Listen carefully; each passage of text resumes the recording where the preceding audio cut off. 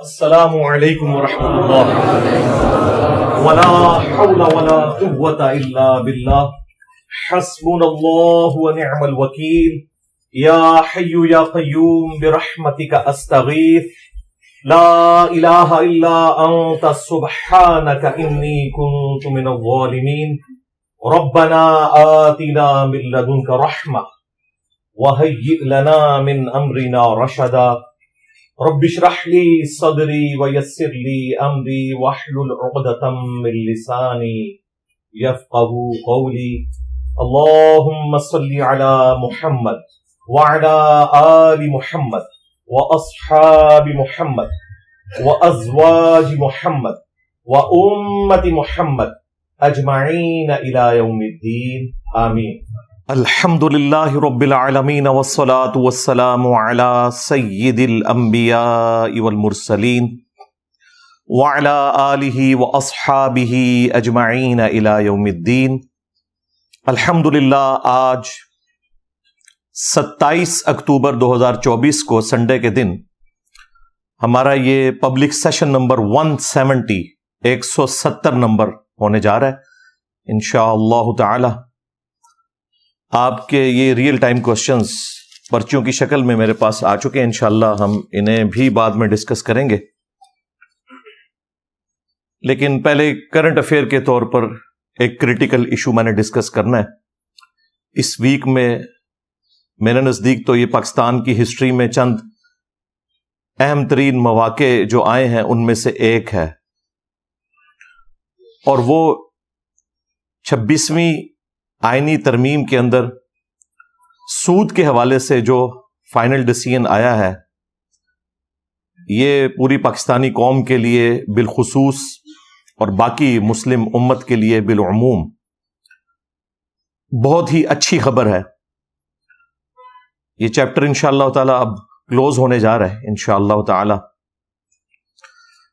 26ویں آئینی ترمیم کے اندر جو جوڈیشری کے حوالے سے یا کرنٹ جو اس وقت پالیٹکس چل رہی ہے، establishment versus P T I, اس کے اوپر اگر میں گفتگو کروں گا تو گورنمنٹ کا دل بھی دکھے گا اور پی ٹی آئی والوں کا بھی.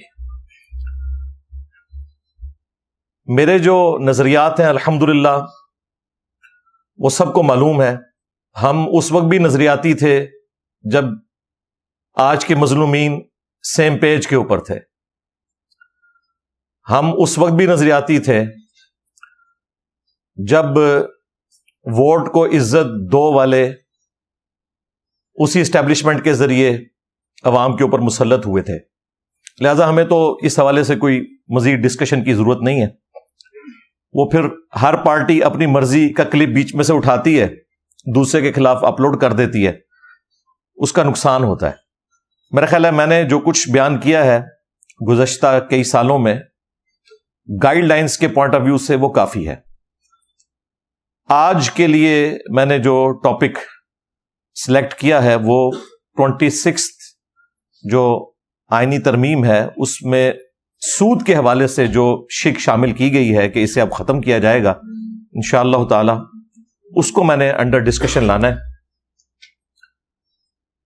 پاکستان کے آئین میں جو آرٹیکل 38 ہے اس کا پیرا نمبر F یہ بتاتا تھا کہ پاکستان میں جو سود ہے اسے ختم کر دیا جائے گا، پاکستان کی بینکاری بلا سود ہوگی، لیکن کوئی ٹائم فریم نہیں تھا، ایک جنرل سٹیٹمنٹ تھی. 26ویں آئینی ترمیم میں پہلی دفعہ اس کی ڈیٹ بھی آ گئی ہے، وہ ہے 1 جنوری 2028. اس سے پہلے انشاءاللہ تعالی پاکستان کی جتنی کنونشنل بینکنگ ہے یہ اسلامک بینکنگ میں کنورٹ ہو جائے گی، اور آلریڈی کافی سارے بینک خود بخود اس طرف جا رہے ہیں. اس میں کوئی اسلام سے انہیں انٹرسٹ نہیں ہے. بیسیکلی میزان بینک نے جو ریکارڈ پروفٹ کیا اور اسلامک بینکنگ کے اوپر اعتماد کی وجہ سے لوگوں نے دوسرے بینکوں سے اپنے پیسے نکلوا کے اسلامک بینکوں میں رکھوانے شروع کیے. اس کی وجہ سے ایک ایک کر کے سارے بینک اسلامک بینکنگ کی طرف جا رہے ہیں. یعنی اسلام کے ساتھ کوئی محبت کی وجہ سے نہیں، بلکہ پیسے کی محبت کی وجہ سے. چلیں تب بھی درست ہے، ایٹ لیسٹ ہم اتنے بڑے حرام کام سے اللہ تعالی کے حکم کو پورا کرتے ہوئے سود سے چھٹکارا حاصل کرنے کے لیے رواں دواں ہے.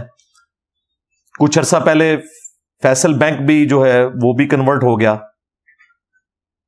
میزان بینک، دبئی اسلامک بینک اور کافی سارے بینک ہیں جو کافی عرصے سے اسلامک بینکنگ کر رہے تھے. بہرحال 26ویں آئینی ترمیم کے اندر اس ڈیٹ کا آنا یہ پاکستانی قوم کے لیے ایک خوشی کی خبر ہے بڑے عرصے کے بعد، الحمدللہ، اس میں کوئی شک نہیں ہے. اور اس میں سب سے پہلے مبارکباد کے مستحق ہیں مولانا فضل الرحمان صاحب حفظہ اللہ تعالی، جو پی ٹی آئی اور نون لیگ کے مشترکہ امام اور ممدوح بن چکے ہیں الحمدللہ. تو لہذا ان کی تعریف سے اب کسی کو برا نہیں لگے گا. باقی جو ان سے ہمارا عقیدے کا اختلاف ہے وہ اپنی جگہ، لیکن جو ان کی خوبیاں ہیں وہ ہیں. سب سے بڑی خوبی جو میں سمجھتا ہوں ان کی یہ ہے کہ انہوں نے پاکستان میں دیوبند فرقے کو نان سٹیٹ ایکٹر بننے سے روکا، بجائے اس کے کہ وہ ٹی ٹی پی جوائن کرتے ہیں انہوں نے مولانا فضل الرحمان صاحب کو جوائن کیا اور قومی دھارے کے اندر ایک پولیٹیکل سٹرگل میں آئے. اور یہ وہ ان کا کریڈٹ ہے جو میں ہمیشہ سے ان کو دیتا ہوں. جب پی ٹی آئی ان کے خلاف تھی اس وقت بھی دیتا تھا، آج تو یہ سیم پیج کے اوپر ہے، آج بھی دیتا ہوں. بہرحال جو عمران خان صاحب کے اوپر انہوں نے یہودی ایجنٹ ہونے کا الزام لگایا، میں اسے کل بھی کنڈیم کرتا تھا، آج بھی کرتا ہوں، بلکہ اب تو وہ خود بھی پیچھے ہٹ گئے ہیں. انہوں نے کہا یہ میرا سیاسی بیان ہے، بالکل ویسا سیاسی بیان جو نجم سیٹھی صاحب کے خلاف عمران خان صاحب نے 35 پنکچر کا دیا تھا، اس بیچارے کی زندگی برباد کر دی. تو اسی قسم کا یہ ایک سیاسی بیان تھا. اب مولانا فضل الرحمان صاحب بھی اپنے اس الزام سے پیچھے ہٹ چکے ہیں. تو پاکستان کی پالیٹکس نیرا گند ہے. اس سب کے سب لوگ انکلوڈنگ جوڈیشری اسٹیبلشمنٹ، کسی کا دل نہیں کرتا کہ وہ قانون کی پاسداری کرے. سب کے سب ابن الوقت ہے، جب جس کا زور چلتا ہے وہ اپنا زور دکھا دیتا ہے. پھر میری گفتگو دوسری طرف چلی جائے گی، لہذا اتنی خوراک کافی ہے ان کے لیے. تو مولانا فضل الرحمان صاحب کو سلوٹ ہے جی میری طرف سے، اور خصوصاً جو ان کے سینیٹر ہیں ایڈوکیٹ کامران مرتضی صاحب حفظہ اللہ تعالی، جینٹل مین ہے. جے یو آئی کو جوائن کرنے سے پہلے بھی الحمدللہ میں انہیں ریگولرلی کئی سالوں سے ٹی وی ٹاک شوز میں ان کے اوپینین کو دیکھتا ہوں. ماشاءاللہ لاجیکل گفتگو کرتے ہیں وہ. یہ سارے کا سارا ڈرافٹ جو آئینی ترمیم کا تھا اس میں جے یو آئی ایف کی طرف سے پلس پی ٹی آئی کی طرف سے یہ کامران مرتضی صاحب ہیں جنہوں نے یہ سارے کا سارا کام کیا ہے. کیونکہ ظاہر ہے وہ لیگل ایشوز کو سمجھتے ہیں، اس اعتبار سے انہوں نے اپنی ان پٹ دی. ان دونوں شخصیات یعنی مولانا فضل الرحمان صاحب اور ایڈوکیٹ کامران مرتضی صاحب کے بعد اگر میں کریڈٹ کسی کو دوں تو وہ مفتی تقی عثمانی صاحب ہیں حافظہ اللہ تعالی، جنہوں نے یہ ساری گراؤنڈز پرووائڈ کی. اور اس فیلڈ میں اس اکیلے بندے کی محنت ہے کہ انہوں نے پاکستان میں اسلامک بینکنگ کو ایک باقاعدہ شکل دی. یہ ان کا کریڈٹ ہے. ساتھ ہی ساتھ وہ مذہبی جماعتیں، خصوصاً جماعت اسلامی، تنظیم اسلامی اور باقی جماعتیں جنہوں نے اویئرنیس لوگوں میں پیدا کی، سب کے سب میری طرف سے مبارکباد کے مستحق ہیں. اللہ کرے کہ اب منطقی انجام تک یہ معاملہ انشاءاللہ پہنچ بھی جائے، اور پہنچ جائے گا. آلریڈی 2030 کی باتیں ہو رہی تھیں اسٹیٹ بینک کی طرف سے، لیکن 1 جنوری 2028 کی ڈیٹ اب آ گئی ہے، اور انشاءاللہ تعالی یہ خود بخود معاملہ اسی طرف جائے گا. اور میں نے بتایا وہ اس لیے جائے گا کہ بینکوں کا اپنا فائدہ ہے. آج سے آلموسٹ 7-8 سال پہلے کی رپورٹ تھی کہ پاکستان میں 70% لوگ 70% لوگ ابھی بھی بینکنگ کا استعمال نہیں کرتے اپنے پیسے کو سٹور کرنے کے لیے. لوگوں نے اپنے گھروں میں پیسہ رکھا ہوا ہے, اور اس میں میجورٹی لوگ وہ ہیں جو یہ سمجھتے ہیں کہ بینکنگ کا کام سودی کام ہے, اس لیے ہم نے وہاں پیسے نہیں رکھوانے. اور ان میں وہ لوگ بھی شامل ہیں جو شاید جمعے کی نماز بھی مشکل سے پڑھتے ہیں, لیکن سود کو وہ بہت بڑا گناہ سمجھتے ہیں. جس طرح کئی مسلمان ہیں زندگی میں کبھی ایک نماز نہیں پڑھی, لیکن وہ آپ کو دعوے سے بتائیں گے کہ میں نے کبھی شراب نہیں پی, میں نے سور کا گوشت نہیں کھایا, کیونکہ وہ اس گناہ کو نماز چھوڑنے سے بھی بڑا گناہ تصور کرتے ہیں.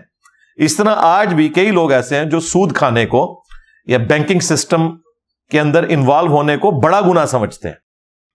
پلس کئی لوگ ہیں جن کا بلیک منی بھی ہے, اور کئی لوگوں نے گولڈ کی فارم میں اپنے پاس ایسٹس رکھے ہیں. میزان بینک اور باقی جو اسلامک بینکنگ کرنے والے بینکس ہیں, میزان بینک کا نام ہم اس لیے لیتے ہیں, وہ پریمیئر ہے, اس نے یہ سارے کا سارا معاملہ سٹارٹ کیا تھا. ان اسلامک بینکوں کی وجہ سے ان لوگوں نے بھی اپنے پیسے بینکوں میں جمع کروانے شروع کر دیے جنہوں نے گھر میں رکھے ہوئے تھے, بلکہ اس پر تر رہا یہ کہ انہوں نے کنونشنل جو بینکنگ کرنے والے بینکس ہیں ان سے پیسے نکلوا کے میزان بینک میں اور باقی بینکوں میں شفٹ کرنے شروع کیے. اس کی وجہ سے باقی بینکوں کو ہاتھ پاؤں پڑ گئے اور انہوں نے اپنی برانچز کھولنی پیرلل میں. سارے بینکوں نے پیرلل میں اسلامک برانچز اپنی کھولی ہوئی ہیں, لیکن ظاہر ہے کہ وہ جو برانچز ہیں ان سے ہمارا اختلاف ہے. برانچ کھولنے سے مسئلہ حل نہیں ہوگا. یہ تو نہیں ہو سکتا کہ پیچھے سارا کاروبار ایک ہو, سامنے آپ ایک لوگوں کو دکھانے کے لیے 2 ونڈوز رکھ لیں. پورے کا پورا سسٹم اسلامک ہونا چاہیے جس طرح اسلامک بینک والے لے کے چل رہے ہیں,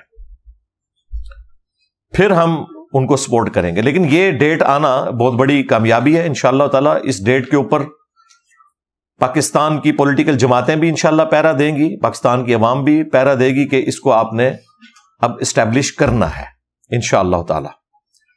باقی میں نے تو ریکویسٹ کی تھی, اور ابھی اس سے اگلی آئینی ترمیم پائپ لائن میں ہے. 27 بھی آئے گی, شاید 28 بھی آئے.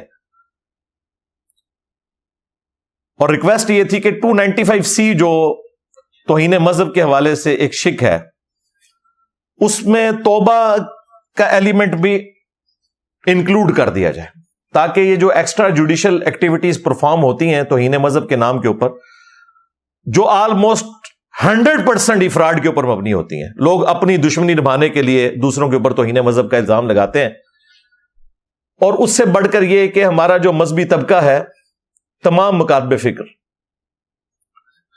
وہ ایسے سو کالڈ گستاخوں جو لوگوں کی نظر میں ہیں, ان کی توبہ کے بھی قائل نہیں ہے. وہ کہتے ہیں توبہ کر لیں گے لیکن دنیا میں سزا اسٹیبلش ہوگی. وہ توبہ آخرت سے ریلیٹڈ ہے, دنیا میں ہم ایسے شخص کو تختہ دار تک پہنچائیں گے.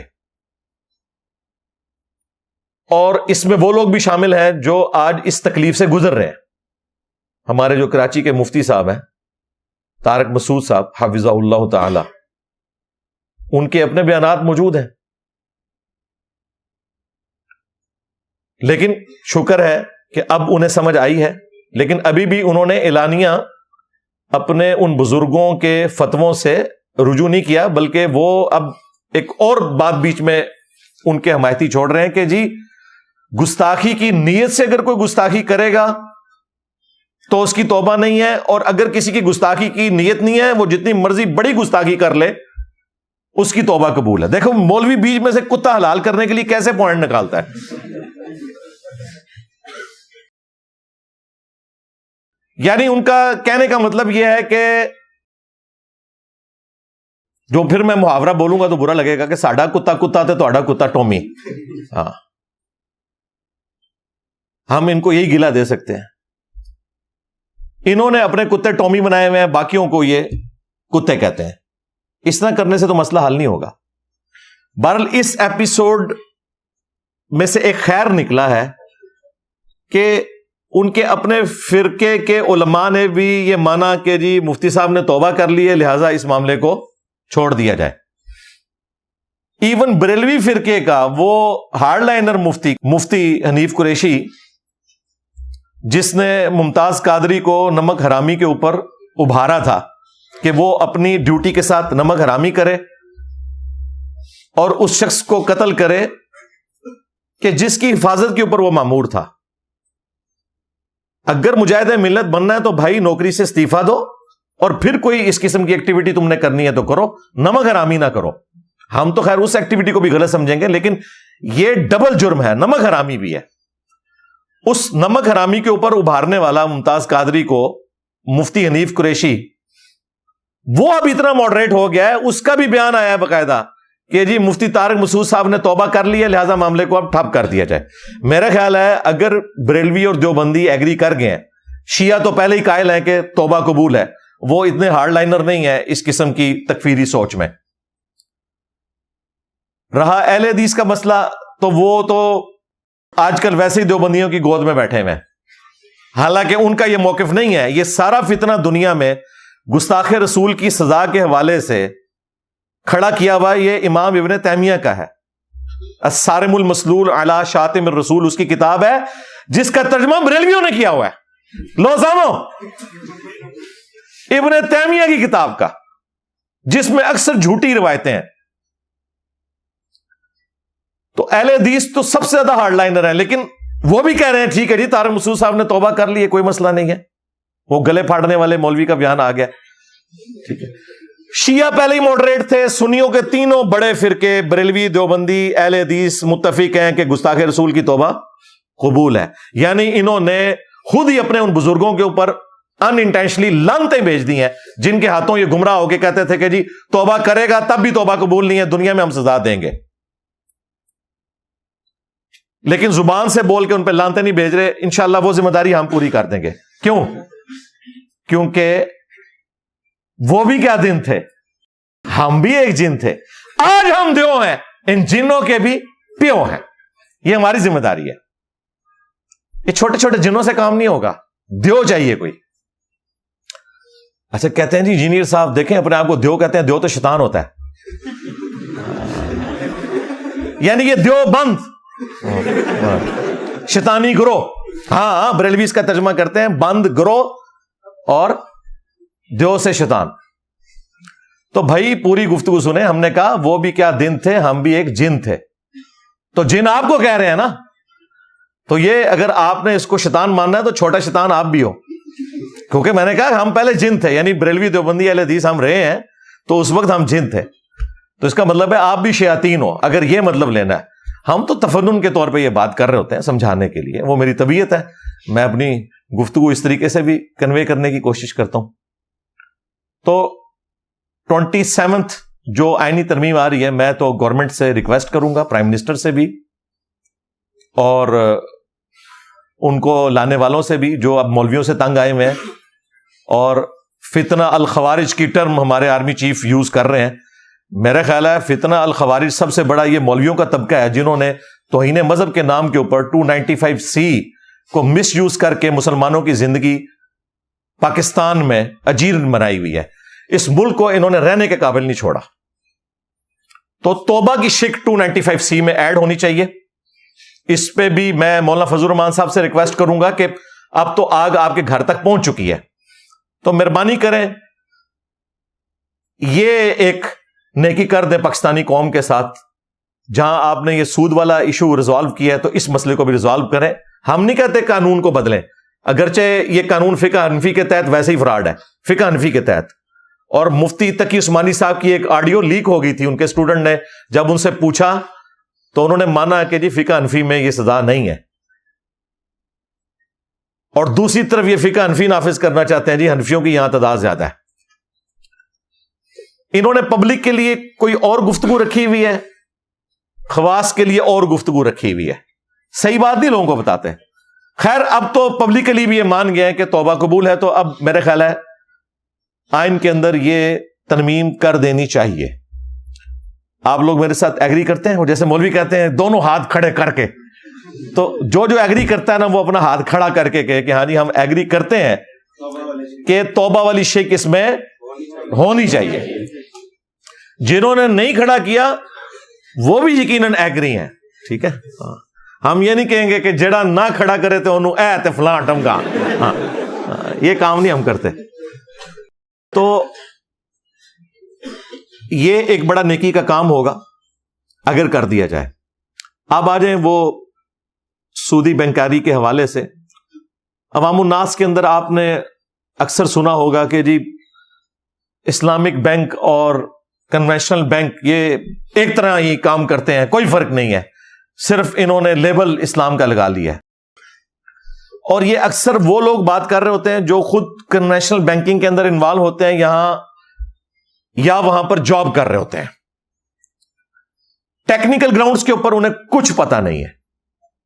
ان سے اگر ڈسکشن کی جائے نا کہ بھائی یہ آپ کس طرح برابر کہہ رہے ہیں, کہنے کو تو نکاح اور بدکاری بھی برابر ہے, اس میں بھی حق مہر کے ذریعے رقم دی جاتی ہے عورت کو, اور بدکاری میں بھی ایک مرد عورت کو رقم دے کے خریدتا ہے. تو دیکھنے میں تو دونوں برابر نظر آ رہے ہیں, لیکن نکاح کو اللہ تعالیٰ نے حلال کیا ہے, انبیاء کی سنت ٹھہرایا ہے, اور بدکاری کو حرام کیا ہے. ادھر حق مہر ہے تو وہاں پہ رقم ہے, یہاں اگر ایجاب و قبول ہے تو وہاں بھی ظاہر ہے رضامندی ہو رہی ہوتی ہے. اگر یہاں پہ گواہ موجود ہیں تو وہاں پہ بھی بیچ میں مڈل مین ہوتے ہیں جو یہ ساری ارینجمنٹس کرتے ہیں. تو فرق کیا ہے پھر؟ فرق یہ ہے کہ اللہ تعالیٰ نے نکاح کو حلال کیا ہے اور بدکاری کو حرام کیا ہے. جو سورۃ البقرہ میں اللہ تعالیٰ نے فرمایا کہ اللہ تعالیٰ نے کاروبار کو حلال کیا اور سود کو حرام کیا, بالکل اس طریقے پہ نکاح حلال ہے اور بدکاری حرام ہے. تو یہ مثال دینا کہ دونوں ایک جیسے ہیں, ایسے نہیں ہے, زمین و آسمان کا فرق ہے بھائی. کنونشنل جو بینکنگ ہے وہ منی اگینسٹ منی ہے, پیسے کے بدلے پیسہ. سودی ذہنیت یہی ہے کہ پیسہ جمع ہوا ہے, اس سے مزید پیسہ کمانے کے لیے رسک نہ لو کاروبار کرنے کا, بلکہ لوگوں کو سودی قرضے دو, وہ رسک وہ لوگ لیں اور تباہ و برباد ہوں, تمہیں تو تمہارا پیسہ واپس مل جائے گا. یہ ہے اصل میں سودی ذہنیت, منی اگینسٹ منی. جبکہ منی اگینسٹ گڈس یا پروڈکٹس, اشیاء کے بدلے رقم کی وصولی کرنا, یعنی کاروبار کے ذریعے چیزوں کو بیچ کے نفع کمانا, یہ وہ چیز ہے جس کو اللہ تعالیٰ نے حلال ٹھہرایا ہے. تو یہ زمین و آسمان کا فرق ہے. یہ صرف گفتگو کر دینا کہ جی دونوں ایک جیسے ہیں, اور جب ان سے آپ ڈسکشن شروع کریں تو بالکل الف بے بھی نہیں ان کو پتا ہوتی. کوئی زیادہ گفتگو کر لے گا نا, جسے تھوڑی بہت سمجھ ہوگی, تو وہ آپ کے سامنے دو باتیں ہائی لائٹ کرے گا, تیسری بات اس کے پاس کوئی نہیں ہوگی. نمبر 1 وہ کہے گا جی کائبر ریٹ تو سیم ہے نا جی, Karachi inter bank offered rate, جس کے ذریعے بینک ایک دوسرے کے ساتھ ڈیلنگ کرتے ہیں, جو 2 دن پہلے اس کی جو آخری قیمت ہے, ریٹ نکلا ہے, وہ 17.92 تھا. یہ 25 اکتوبر 2024 کو. ظاہر ہے اس کے بعد تو یہ 2 دن بینک بند رہتے ہیں. تو ظاہر ہے پوری دنیا میں ایک سودی نظام ہے جس کی وجہ سے سارے معاملات اسی کی بنیاد کے اوپر آگے سیٹل ڈاؤن کرنے پڑتے ہیں. وہ تو ہمارے اختیار میں ہی نہیں ہے. لا یکلف اللہ نفسا الا وسعها. اللہ تعالیٰ کسی جان پر بوجھ نہیں ڈالتا مگر اتنا ہی جس کا وہ مکلف ہے, جس کو وہ برداشت کر سکتا ہے. تو اسے تو آپ چینج نہیں کر سکتے. لہذا یہ تو ایک فضول بہانہ ہے کہ جی اس کو بنیاد بنا کے تو آگے ریٹ سیٹ کیے جاتے ہیں. دوسرا وہ کہیں گے جی دیکھیں اسلام میں مقروض کو آپ مہلت دیتے ہیں, نہ کہ اس کے اوپر کوئی پینلٹی لگائی جاتی ہے. بالکل اسلام میں پیسے کی پینلٹی کسی کے اوپر ڈالنا, یعنی کوئی مقروض ہے اور وہ ٹائم پر قرض واپس نہیں کر سکا, اس اعتبار سے اس سے مزید پیسے چارج کرنا جرمانے کی مد میں یہ بالکل حرام ہے. تو کہتے ہیں دیکھیں یہ اسلامک بینکنگ والے بھی مقروض کو مہلت دینے کی بجائے اس سے پیسے چارج کرتے ہیں، پینلٹی ہے، حالانکہ یہ خود کر رہے ہوتے ہیں، اسلامک بینک والوں کو ظاہر ہے سنگل آؤٹ کرتے ہیں. تو یہ سلسلہ بھی انشاءاللہ تعالی عنقریب ختم ہو جائے گا. فی الوقت بھی یہ ایسے نہیں ہے جس طرح یہ آپ کو جھوٹ بتاتے ہیں، وہ کئی مہینوں تک مہلت دیتے ہیں، قسط لیٹ کرنے کے اوپر پینلٹی نہیں ڈالتے ہیں. ایون قسطوں کا کاروبار کرنے والے لوگ بھی جو عام شاپس پہ بھی ہے وہ بھی آخری درجے تک اسے اگنور کرتے ہیں. اسلامک بینکنگ بھی ساری یہ قسطوں کے کاروبار کے اوپر چل رہی ہے. وہ انشاءاللہ میں بعد میں تھوڑا بہت اس کو بریف بھی کر دوں گا. لیکن ایز اے لاسٹ ریزارٹ جب کوئی بندہ باز نہیں آتا تو پھر اسٹیٹ بینک آف پاکستان نے جو ایک شریعہ بورڈ بنایا اس حوالے سے، ان کی سفارشات کے اوپر ایک درمیان کا حل نکالا ہے کہ پینلٹی تو بینک وہ ڈالے گا، لیکن اس کی رقم سے بینک فائدہ نہیں اٹھا سکتا. وہ پینلٹی کی جو رقم ہے وہ گورنمنٹ کے چیریٹی فنڈ میں ڈائریکٹلی چلی جاتی ہے. لہذا اسلامک بینکس کو کوئی اس سے انٹرسٹ نہیں ہے کہ آپ قسط لیٹ کریں اور آپ کے اوپر جرمانہ پڑے، کیونکہ وہ جرمانہ ان کو ملتا ہی نہیں ہے. وہ صرف آپ کے اوپر ایک تلوار لٹکائی ہوئی ہے تاکہ آپ قسط کو لیٹ نہ کریں، اور وہ بھی ایک دو قسطوں کے اوپر نہیں. جب کوئی بالکل ڈھیٹ ہو جائے نا پھر وہ اس لیول پہ اترتے ہیں، ادروائز ریلیکس کرتے رہتے ہیں، کوئی جرمانہ نہیں ہوتا. اور جو جرمانہ ڈلتا بھی ہے نا وہ بھی بینک کو نہیں ملتا. لہذا بینک کو کوئی انٹرسٹ نہیں ہے کیونکہ جرمانہ انہیں مل ہی نہیں رہا. وہ جرمانہ گورنمنٹ کے چیریٹی فنڈ میں جاتا ہے. کبھی کہیں پر زلزلہ آ گیا یا کوئی سیلاب کی صورتحال ہوگی تو گورنمنٹ اس پیسے کو یوز کرتی ہے، بینک کے اختیار میں وہ پیسہ ہوتا ہی نہیں ہے. یہ دو اعتراضات ہیں جی ٹوٹلی ان کے. وہ کمزوریاں جن کو وقت کے ساتھ امپروو کیا جا سکتا ہے، اس کی بنیاد کے اوپر پورے کے پورے اسلامک بینکنگ کے سسٹم کو یہ لوگ کہتے ہیں جی کوئی فرق نہیں ہے، زمین و آسمان کا فرق ہے بھائی. ایک طرف کنونشنل بینکس ہیں جو آپ سے پیسہ لیتے ہیں، اس پیسے کو وہ بڑے بڑے کاروباری حضرات کو سودی قرضہ دیتے ہیں، اور اس سودی قرضے کے اگینسٹ جو انہیں سود ملتا ہے نا وہ حرام خود بھی کھاتے ہیں اور کچھ حصہ آپ کو بھی کھلا دیتے ہیں. جبکہ اسلامک بینک والے یہ نہیں کرتے. وہ آپ سے جو رقم لیتے ہیں وہ کسی کاروباری شخصیت کو پرسنل لون کے طور پر نہیں دیتے. اسلامک بینک سے تو آپ کو پرسنل لون مل ہی نہیں سکتا. یہ حیران کن بات ہے. اسلامک بینک والے آپ کو پرسنل لون نہیں دیتے، وہ آپ کے ساتھ مداربہ کرتے ہیں یا مشارکہ کرتے ہیں، پارٹنرشپ کرتے ہیں. خود سلیپنگ پارٹنر بن گئے، آپ نے محنت کی، یا مارٹگیج والا سسٹم کر لیا، کار فائنینسنگ کے لیے، مکان بنانے کے لیے، پلاٹ آپ کا ہے اس کے اوپر آپ کو قرضہ دے دیا، لیکن وہ پارٹنرشپ کی بنیاد کے اوپر، پلاٹ آپ کا، رقم ان کی، اور پھر ایک پروڈکٹ مکان کی شکل میں آئے گی جس کے مالک آپ دونوں ہوں گے، بینک بھی اور آپ بھی. اور جو بینک نے بیچ میں رقم لگائی ہے چونکہ وہ بھی مالک ہے، مکان آپ یوز کر رہے ہیں پورے کا پورا، اگرچہ اس کے کچھ حصے کا مالک بینک بھی ہے، تو آپ بینک کو کرایہ دیتے جائیں گے اس کا، یہاں تک کہ آپ کا قرضہ بھی اتر جائے گا اور وہ سارے کا سارا مکان آپ کا ہو جائے گا. انسٹالمنٹس کے اوپر یہ سارے کا سارا سلسلہ چل رہا ہے. اگرچہ یہی کام کنونشنل بینکس والے بھی کرتے ہیں، لیکن اس میں سودی کام بھی انوالو ہوتا ہے کیونکہ ان کا پورے کا پورا کاروبار سود کے اوپر چل رہا ہے. پلس جو سودی کام کرنے والے لوگ ہیں اگر وہ ٹھیک کام بھی کرتے ہیں تو اس سسٹم کو ہم کبھی سپورٹ نہیں کر سکتے. ہمیں سپورٹ کرنا ہے اسلامک بینکنگ والے سسٹم کو جو ٹوٹلی حلال کاروبار کو لے کے چل رہے ہیں. یہ ان کا طریقہ کار ہوتا ہے کہ وہ پیسے کو پرسنل لون کے طور پر کسی کو نہیں دیتے ہیں. فیکٹریوں والوں کو وہ کیا کہتے ہیں کہ جی ہمارے پاس اتنے ارب روپے ہے، ہم آپ کو نہیں دیں گے.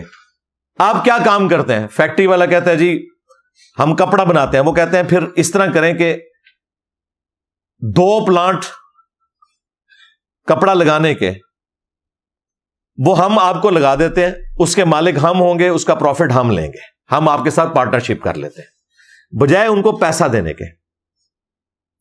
یا یہ کریں کہ وہ پلانٹ ہم آپ کو خرید کر دیتے ہیں آپ قسطوں میں ہمیں اس کی رقم ادا کر دینا.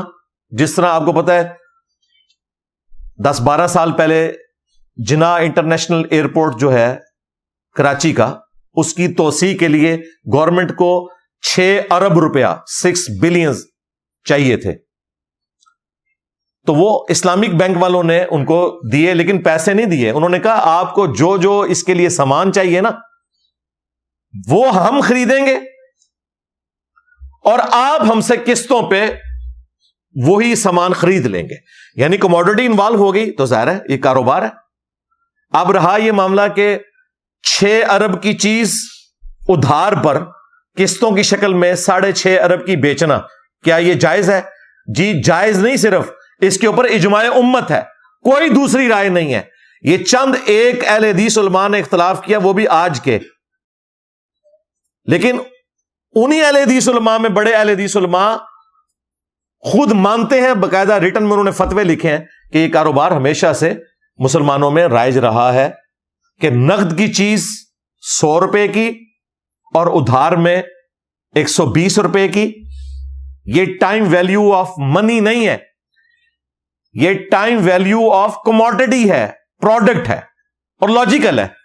مجھے بتائیں موٹر بائک کی قیمت ہے سپوز 2 لاکھ روپیہ، آپ ڈاؤن پیمنٹ کرتے ہیں 20,000 اور نیا موٹر سائیکل گھر لے آتے ہیں، وہ آپ کے ماموں کی دکان ہے.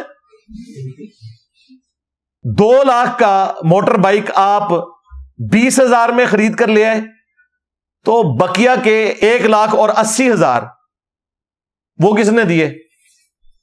اس کمپنی نے. تو 1,80,000 کی مالک وہ کمپنی ہے، آپ صرف 20,000 کے مالک ہیں، لیکن استعمال آپ کر رہے ہیں، کمپنی نہیں کر رہی. تو بقیہ کی جو رقم اس نے کنٹریبیوٹ کی ہے اس کموڈٹی پہ، جتنا عرصہ موٹر بائک چلائیں گے تو اس موٹر بائک میں 20,000 کے مالک آپ ہیں، 1,80,000 کا مالک وہ کمپنی والا ہے، تو اتنا عرصہ آپ اسے کرایہ دیں گے اس موٹر بائک کا. پیسوں کے بدلے پیسہ نہیں ہے، یہ کموڈٹی کے بدلے پیسہ ہے. سود کی بیسک ڈیفینیشن ہی یہ ہے، پیسے کے بدلے پیسہ. ونس کموڈٹی انوالو ہو گئی سود ختم ہو گیا. یہی نبی علیہ السلام کے زمانے میں ہوتا تھا کہ سودی قرضے دیتے تھے امیر لوگ غریبوں کو، ان سے لے کر سود کھاتے تھے اور پیسہ ڈوبنے کا کوئی سوال ہی نہیں پیدا ہوتا، وہ سارے کا سارا ملبہ غریب آدمی کے اوپر ہی گرتا تھا. اسلام نے اس سسٹم کو ڈسکریج کیا کہ یہ کام نہیں آپ نے کرنا، بلکہ کاروبار کو آپ نے بڑھوتری دینی ہے، سودی سسٹم کو آپ نے سپورٹ نہیں کرنا.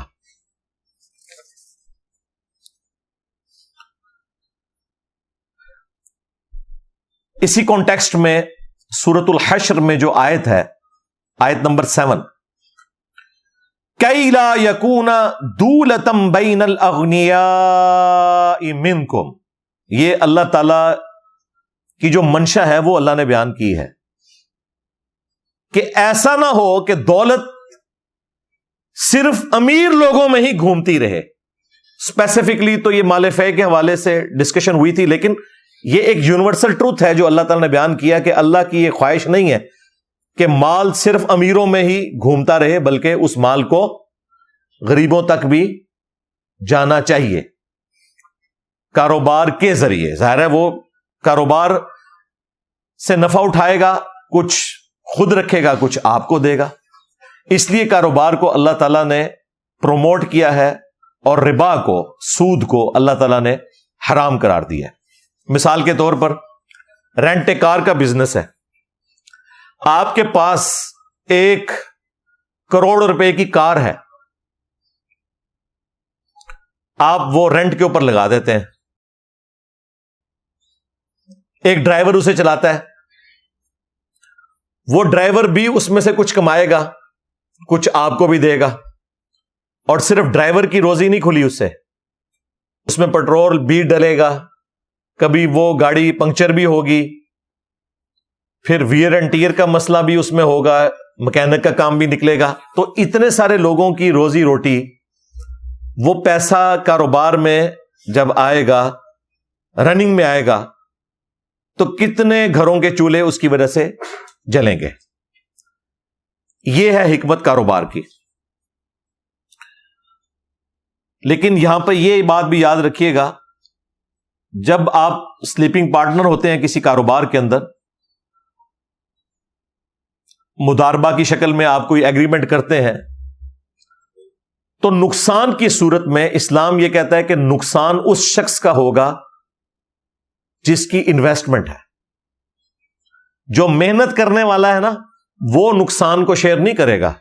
یہ نہیں ہے کہ اگر 1 کروڑ روپے کا بزنس کسی بندے نے کیا، انویسٹمنٹ آپ کی تھی، محنت وہ کر رہا تھا، اور اس میں نقصان ہو گیا، تو اب آپ اسے یہ نہیں کہہ سکتے کہ آدھا نقصان تم بھرو گے آدھا میں بھروں گا. بھئی وہ آدھا کہاں سے بھرے گا؟ اس کے پاس تو پیسے پہلے ہی کوئی نہیں ہے. یہ تو ظلم ہے. تو اسلام کی روح سے نقصان کی صورت میں ٹوٹل نقصان اٹھائے گا انویسٹمنٹ کرنے والا، کیونکہ اس کے پاس تو پیسہ ہے.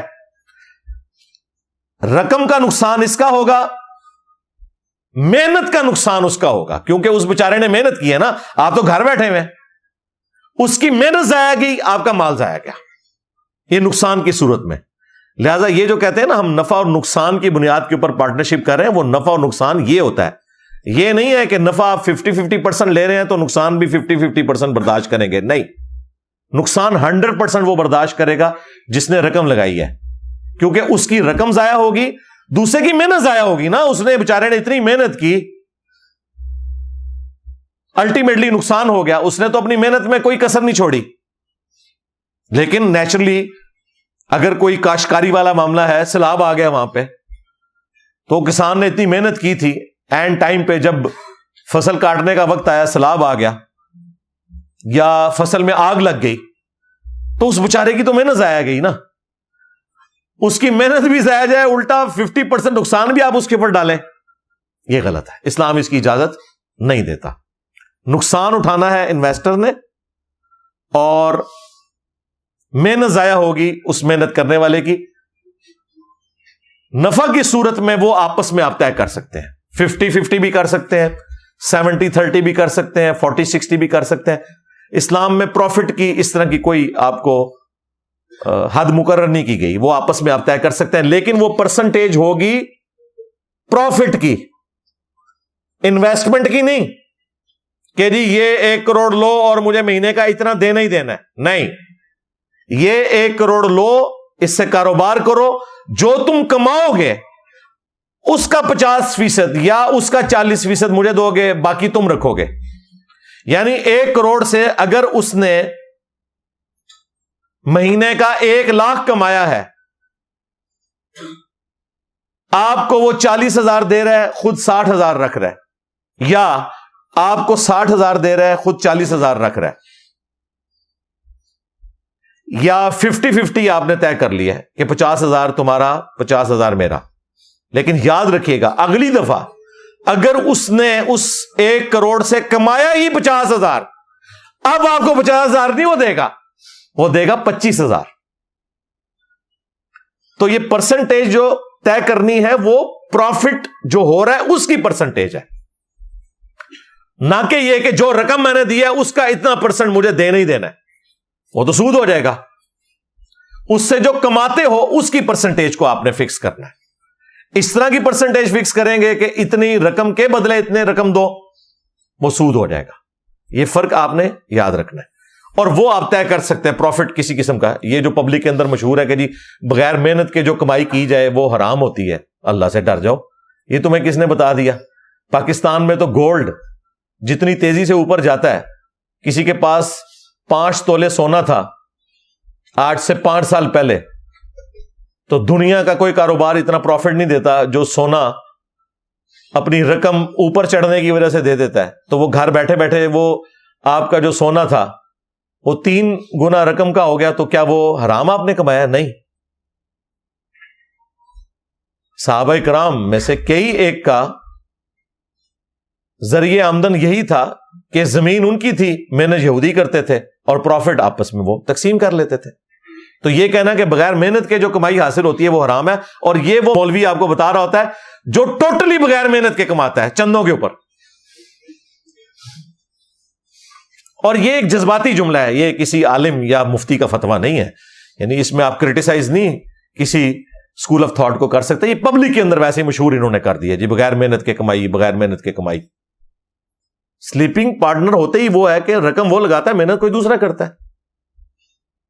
تو بغیر محنت کے بھی اگر کوئی کمائی حاصل ہوتی ہے وہ حلال ہوگی, اگر حلال ذریعے سے حاصل ہوئی ہے. اور دوسری چیز اس میں پروفٹ کی ریشو آپ کبھی بھی ڈیفائن اس اعتبار سے نہیں کر سکتے. جو گورنمنٹ نے بھی ایک ریٹ لسٹ نکالی ہوتی ہے کہ جی آلو آج جو ہے آپ نے 50 روپے کلو بیچنے ہیں, اور بھائی 50 روپے کلو وہ شخص تو بیچ لے گا جو منڈی سے 40 روپے کلو آلو اٹھائے گا اور منڈی کے باہر ہی ایک ریڑھی کے اوپر بیچنا شروع کر دے گا. لیکن ایک بندہ منڈی سے اٹھاتا ہے راولپنڈی میں, اور وہ آلو اٹھا کے F11 ایک دکان پہ جا کے بیچتا ہے, اس کو تو لے جانے کا کرایہ اتنا پڑے گا, اور پھر اس دکان کے اوپر جس دکان کا مہینے کا کرایہ اس نے 70-80 ہزار روپے دینا ہے, اور جس نے ریڑھی لگائی ہوئی ہے اس نے تو کوئی کرایہ نہیں دینا, یار دے گا بھی تو زیادہ 5-6 ہزار روپے. یہ کیسے ہو سکتا ہے کہ 5 ہزار کرایہ دینے والا ریڑھی پہ کھڑا شخص جس ریٹ پہ آلو بیچ رہا ہے F11 کی دکان میں بیٹھنے والا شخص بھی اتنے ہی ریٹ پہ آلو بیچے؟ لہذا یہ کہنا جی اسلام میں آپ ناجائز پروفٹ نہیں لے سکتے, ضرورت سے زیادہ, یہ کوئی ضرورت ڈیفائن نہیں کی گئی, آپ کی مرضی ہے. اس چیز کو جو چیز کنٹرول کرے گی وہ بلیک مارکیٹنگ کو کنٹرول کرنا ہے گورنمنٹ نے. یہ نہیں ہو سکتا کہ ایک شخص مارکیٹ سے سارا آلو اٹھا لے اور پھر اپنی مرضی سے 500 روپے کلو بیچنا شروع کر دے. اس چیز کو گورنمنٹ انشور کرے گی کہ یہ کام نہ ہو. باقی جو بندہ مہنگا بیچے گا اس کا بکے گا ہی نہیں. اگر ایک شخص 40 روپے کلو اٹھا کے 500 روپے کلو بیچ رہا ہے اور اس کے ساتھ ہی دوسرا دکاندار 100 روپے کلو بیچ رہا ہے, تو 500 والے سے کوئی لے گا ہی نہیں. یہ کمپٹیشن خود بخود اسے کنٹرول کرتا ہے ریٹ کو. لہذا یہ کہنا کہ جی آپ نے پروفٹ زیادہ لے لیا, یا یہ گورنمنٹ کی جو لسٹ نکلتی ہیں اور وہ بھی پھر فروٹ بیچنے والوں, سبزی بیچنے والوں کے اوپر ظلم کرتے ہیں, ان کو لسٹ لگا کے دیتے ہیں, اور لسٹ پہ چلتے کوئی نہیں ہے. وہ انہوں نے بھی صرف وہ برکت کے لیے لسٹ لگائی ہوتی ہے. ہاں نہیں دے سکتے یار, کیسے دیں؟ اتنے ٹیکسز آپ نے ڈالے ہوئے ان کے اوپر, ان کے اپنے خرچے اتنے زیادہ ہیں, مشکل سے وہ اپنے 2 وقت کا گزر بسر کرتے ہیں. تو یہ اگر آپ ظلم کریں گے صرف لوگوں کو دکھانے کے لیے کہ جی ہم نے ریٹ کنٹرول کر لیے, اس طرح ریٹ کنٹرول نہیں ہوں گے جب تک کہ اوور آل اکانومی درست نہیں ہوگی. اس طریقے سے آپ کبھی بھی پروفٹ کے اوپر کسی کو مجبور نہیں کر سکتے کہ جی آپ اتنا پروفٹ اس میں لوگ, اس سے زیادہ نہیں لے سکتے.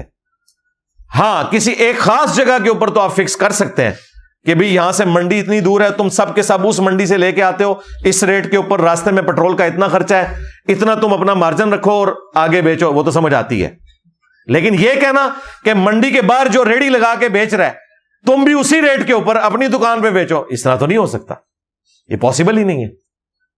یہ میں نے ساتھ ساتھ باتیں اس لیے کلیئر کی کہ لوگ پوچھتے رہتے ہیں جی اسلام میں کتنے فیصد منافع لے سکتے ہیں. بھائی آپ بے شک 500% لیں, 1000% لیں, وہ آپ کی مرضی ہے, لوگ آپ سے چیزیں خریدیں گے ہی نہیں. مارکیٹ میں کمپٹیشن خود بخود اسے کنٹرول کر دے گا. اس لیے آپ دیکھتے ہیں کہ 2-4 دکانوں پہ آپ پھریں تو آپ کو 19-20 کا فرق ہی ریٹس میں نظر آتا ہے. ایز سچ اتنا زیادہ فرق نہیں ہوتا. اس لیے دکاندار ایک سے زیادہ دیکھنے چاہیے, اس کے بعد چیز کو خریدنا چاہیے کہ کوئی آپ کو دھوکہ نہ دے سکے.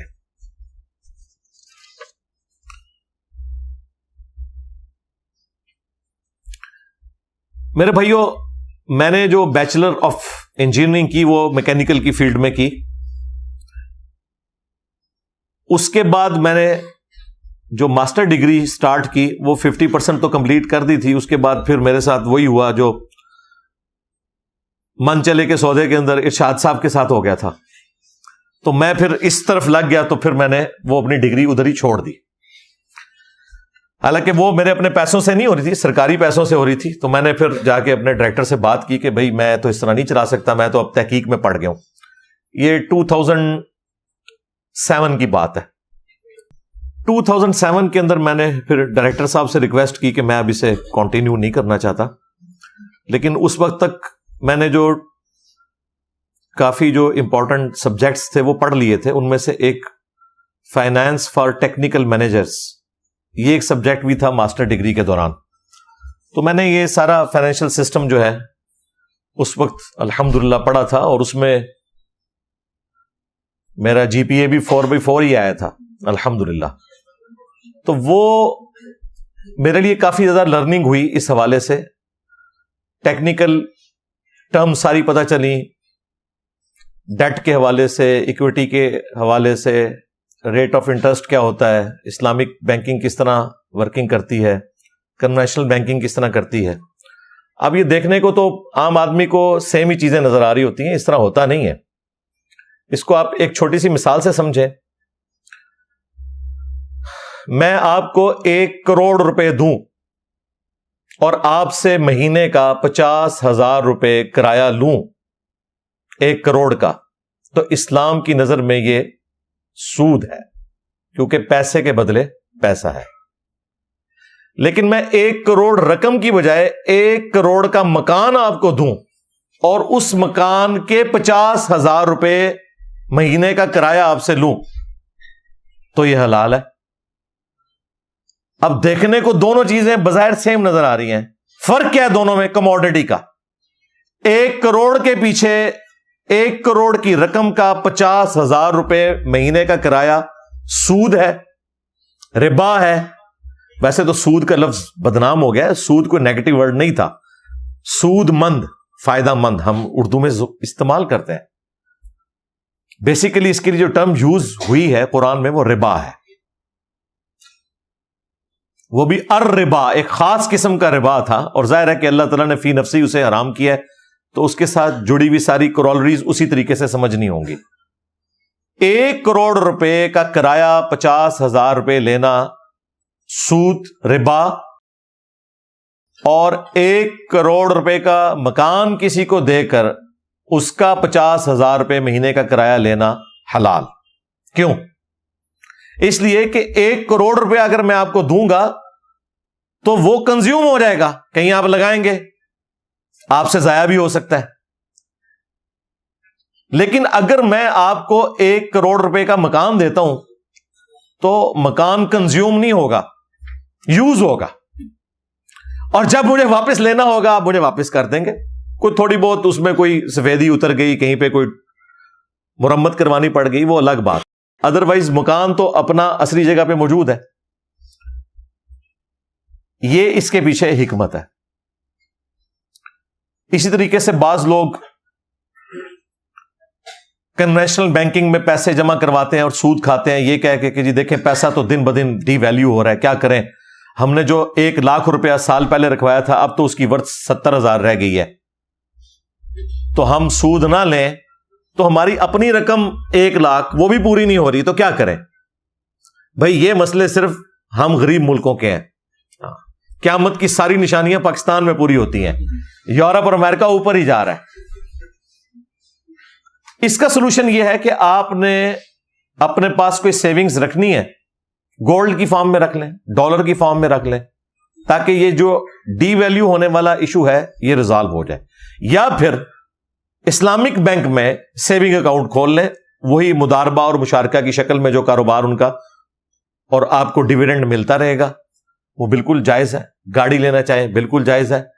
باقی جو عام کنونشنل بینکنگ ہے اس کے لیے اگرچہ وہ صحیح طریقے سے بھی کام کر رہے ہوں, ہم سپورٹ اس لیے نہیں کرتے کہ وہ اوور آل ڈوبے ہوئے ہیں وہ سارے حرام کام کے اندر, اس لیے کسی بھی اعتبار سے انہیں اس اعتبار سے سپورٹ نہیں کیا جا سکتا. سیدھی سی بات ہے, وہ چیزیں مکس ہو جاتی ہیں. اس لیے میں نے اس کو کلیریفائی کرنا ضروری سمجھا. اب یہ جو سارے کا سارا معاملہ ہے اسلامک بینکنگ کا, یہ قسطوں کے کاروبار کے اوپر کھڑا ہے. Time value of commodity, time value of money نہیں ہے, time value of commodity. Product کے بدلے جو کسی کو آپ وقت کی مہلت دیتے ہیں, اس کے اگینسٹ اس سے پیسے جو چارج کر لیتے ہیں, یہ کاروبار ہے, یہ حلال ہے. یہ نبی صلی اللہ علیہ وآلہ وسلم کے مبارک زمانے میں بھی تھا, تابعین تبع تابعین کے زمانے سے لے کر سلطنت عثمانیہ کے ختم ہونے تک سرکاری لیول کے اوپر یہ کاروبار رائج تھا. اس کے اوپر اجماع امت ہے. اہل سنت کے چاروں ائمہ متفق ہیں، امام مالک، امام شافعی، احمد بن حنبل، امام حنیفہ۔ اس کے علاوہ تابعین کے کئی ایک فتوے موجود ہیں، مصنف ابن ابی شیبہ کے اندر، مصنف عبد الرزاق کے اندر، جس میں یہ بات بالکل کلیئر ہوتی ہے کہ اس طریقے سے کاروبار کرنا یہ بالکل جائز ہے۔ ایک حدیث جسے لوگوں نے مس یوز کیا قسطوں کے کاروبار کو حرام قرار دینے کے لیے، وہی حدیث اس بات کی دلیل تھی کہ یہ کاروبار جائز ہے، وہ میں حدیث آپ کو بیان کر دیتا ہوں۔ باقی جو ڈاکٹر اسرار صاحب نے گفتگو کی ہے اس حوالے سے وہ کافی سخت ہے، وہ صرف جذبات کے اوپر مبنی ہے، کوئی قرآن و سنت کے دلائل انہوں نے دیے نہیں۔ حدیث کی فیلڈ میں تو وہ خود مانتے تھے میں امی ہوں، جب وہ امی تھے تو انہیں ان اختلافات کا پتہ ہی نہیں تھا۔ باقی جو سود کے حوالے سے ان کے دل میں حمیت تھی کہ سود ختم ہونا چاہیے، اس میں ہم ان کے ساتھ ہیں، لیکن خام خواہ کوئی چیز سود نہیں ہے اسے سود بنا کے پیش کرنا یہ ظلم کے اوپر مبنی ہے۔ اس طرح دنیا میں نظام نہیں چل سکتا۔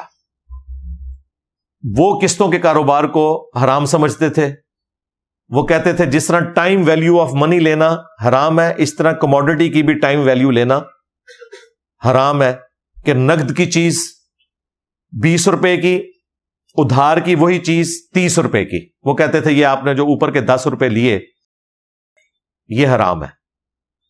پہلے تو ہم اینٹی وینم اور پھکی کے طور پہ یہ بات کریں گے کہ اگر کوئی شخص یہ کہے کہ اس بال پوائنٹ کی قیمت ہے 50 روپے، نقد لے لو تو 10 چھوڑ دوں گا، اور اگر ادھار پہ لیتے ہو تو یہ 50 کا ہے، اب کوئی فتویٰ لگائے اس کے اوپر، میں نے قیمت ہی اس کی 50 رکھ دی ہے۔ آپ جاتے ہیں نا مارکیٹ میں، لکھا ہوتا ہے جی 1 درجن کیلے 100 روپے کے، 3 درجن 300 کے نہیں 250 کے، وہ جو اوپر کے 50 وہ چھوڑتا ہے، وہ تو بڑا خوشی خوشی لوگ لے کے آ جاتے ہیں۔